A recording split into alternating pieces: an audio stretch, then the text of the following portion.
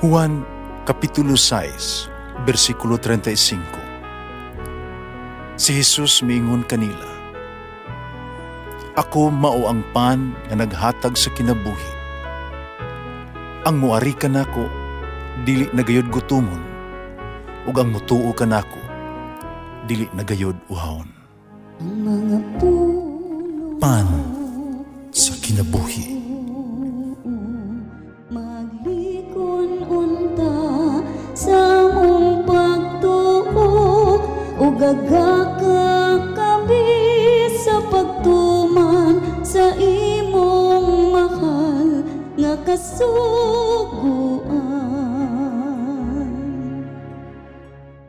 Ang Ginoo manaa kaninyo. Santos nga Ebanghelyo sumala ni San Juan. Miingon si Jesus siya mga tinunan, "Nahigugma ako kaninyo, ingon nga ang Amahan nahigugma kanako. Pabiling kamo diya sa akong gugma. Kung tumanon ninyo ako mga sugo, magabiling kamo diya sa akong gugma, ingon ako nagtuman sa sugo sa akong Amahan, inagpabiling diha sa iyang gugma. Sultihan ko ini, haron mapatunan ninyo ang akong kalipay ug mahingpit ang inyong kalipay." Ang Ebanghelyo sa Ginoo. Pasalamati ang Ginoo kay siya maayo, ang iyang gugma mulungtad hangtod sa kahangturan. Pasalamati ang Diyos sa tanang mga Diyos, ang iyang gugma malungtaron. Pasalamati ang Ginoo sa mga Ginoo, ang iyang gugma malungtaron.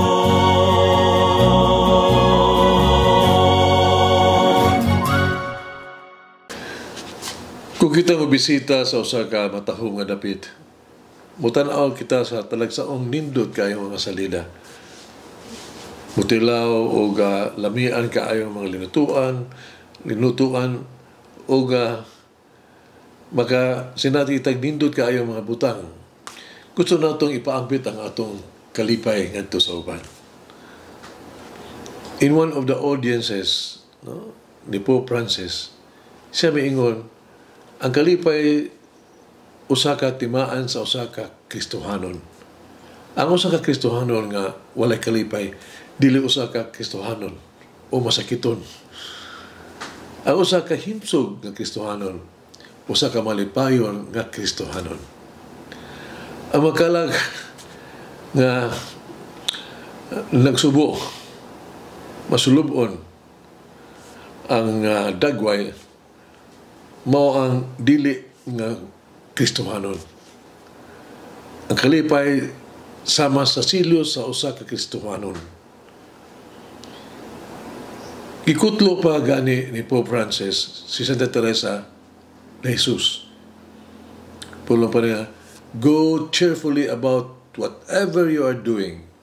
Do, Go and do cheerfully." Ang Espanyol nga Santos, Santa miingon usab, ngang tinuod nga pagkabalaan, mao ang pagkamalipayon. Kaya usa ka masulubon nga Santos, usa ka makaluoy, makaluoy nga Santos. Siya midugang, ang usa ka masulubon nga tao, mamadre kang maunsa, dili maayo nga tao. Mas mahadlok ako sa usa ka dili malipayon nga tao kaysa usa ka panon sa mga daotang espiritu. Pumapala ni Mother Teresa. Unsa ang hitabo kung ang ato ang itago agamay nga mga malipayon nga pagbati, imbis na ito ipaambit atong sense of humor ba, nagsun ato kining gamiton ang paghatag o kalipay sa uban. The world will be less happier if we don't share.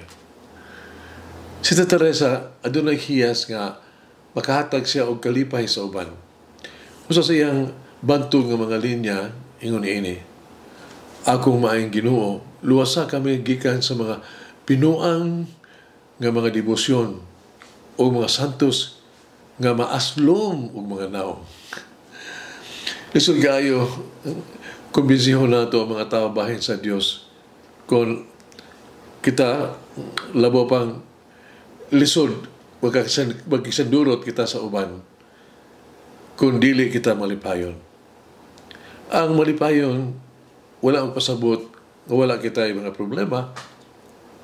Ang tinuod ng malipayon, tao nga kanunay nagtanaw sa kapunapunawan in the horizon of the person in Jesus. Kini nga kalipay nga gikan sa kinauyukan gyud sa pagkatao sa tao. Dili kini kalipay nga atong masagataman diha sa mga hudyaka, sa mga parties, mga celebration, mga kadaugan. No. Kini may usa ka kalipay nga naghatag og kahigpitan sa Kristohanong kinabuhi sa usa ka tawo. Ang malipayon nga tawo dili daling mawad-an sa kadasig og pagkadili hingpit. Sila adunay lig-on nga kaakuhan sa pagsukol sa mga limbong sayawa. Wala sila maiskandalo sa mga sala sa uban. Ang tinuod nga kalipay dili maimbento o mapeke. Nagikan kini sa usa ka lig-on nga pagtuo sa presensya sa Dios, sa atong kinabuhi, sa usa ka tawo. Kung kini kakalipay nga tinuod, kini makatakod yun o makahatag o kalipay usab sa uban. Continuous. Gusto ni Jesus nga ipaambit kini ang kalipay diya kanato. Aron ang puong pa niya, aron ang akong kalipay maanaa kaninyo og mahingpit ang kalipay uban kaninyo. Complete joy. Pumalunga kini. Do you bring Christian joy with wherever you go? Yung bang gibaganta mang imong kalipay bisan asa ka padulo. Do the people you meet get infected with your joy? Malipay mga tao nga ikay mamating mo sa mong kinabuhi. Mag-ampo kita. Ginoo tagay ako sa grasya, sa kalipay diya sa akong kasing-kasing. Tungod kay ikaw ana uban kanako, sulod kanako nga maong kalipay gyud kay hingpit. O may malipay ang inahan sa Dios, iampo mo kaming mga masulubon. Mulangin ang Diyos magagahom sa tanan, Amahan, Anak, Espiritu Santo. Amen. May the Lord of the divine mercy bless us all, heal us from all diseases and suffering. Ayun unta niya kita, tanang mga sakit na sa lawas o sa kalag, body and soul. In the name of the Father, the Son, and of the Holy Spirit. Jesus, I trust in you. Amen.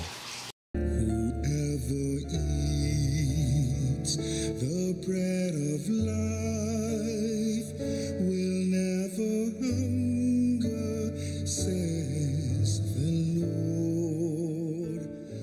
Kay galaan inyong nabati ang pagpaambit ug hamubong pamalandong sa pulong sa Dios pinaagi sa tulumanon pan sa kinabuhi nga gidumala ni Monsignor Daddy Silva. Hangtod na usab sa sunod higayon, daghang salamat.